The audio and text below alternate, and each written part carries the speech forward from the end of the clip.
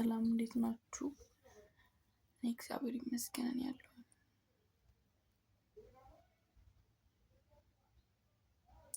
የሆነ ጨንቋችሁ አውቃል። የምርን ነው እግዚአብሔርን ይቅርታ ቃልም ጨንቋችሁ ለሚያውቅ ሰዎች ማለት ነው።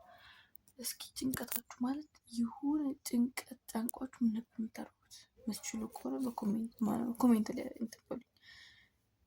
በጣም ብዙ ጊዜ ተጨንቄያለሁ፣ ብዙ ጊዜ አስቤያለሁ፣ ብዙ ጊዜ እንትን ብያለሁ። ግን ደግሞ የዚህኛው ጭንቀት ደግሞ በለጠብኝ። ምን መሰላችሁ? ሀሳቡን አሰጣጣላችሁ። እኔ የምኖረው ሰው ቤት ነው፣ አጋዥ ሆኜ ነው እየሰራ ያለሁት ማለት ነው። እና ፕሮሰስ ጀምሬ ነበረ።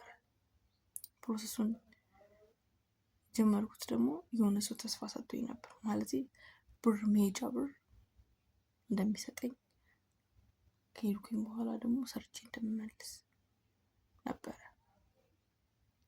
ያሰብኩት። እና እየተነጋገርነው ጀምሪ ብሎ ጀመርኩኝ።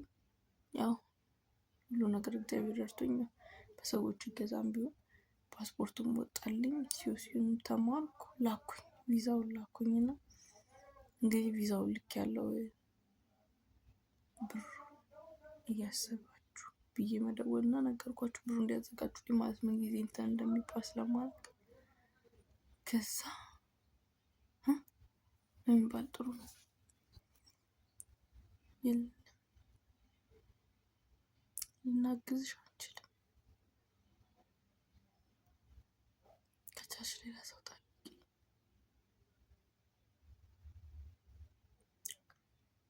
ያውም የራሴ የምትሉት ሰዎች ቤተሰብ ናቸው፣ ፋሚሊ ናቸው፣ ምሬን ቤተሰብ ናቸው።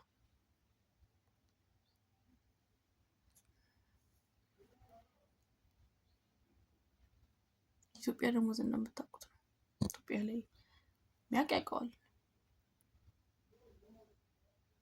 ለመለወጥ ሀሳቤ እናቴን ለመርዳት፣ እናቴ ያላባት ያሳደገችን አባት በሚያስፈልግበት ቦታ አባት ሆና፣ እናት በሚያስፈልገን ቦታ እናት ሆና፣ ገበያ ቸርችራ ነግዳ፣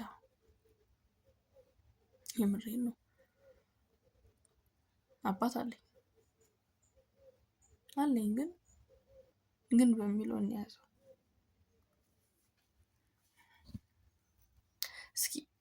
እስኪ በእኔ ቦታ ሆናችሁ ማለት ነው። እስኪ ምንድን ነው ማድረግ የምችለው?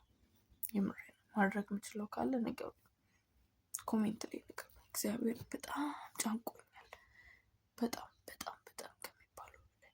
አሁን ቢመጣልኝ ምንድን ነው የሚወጣኝ?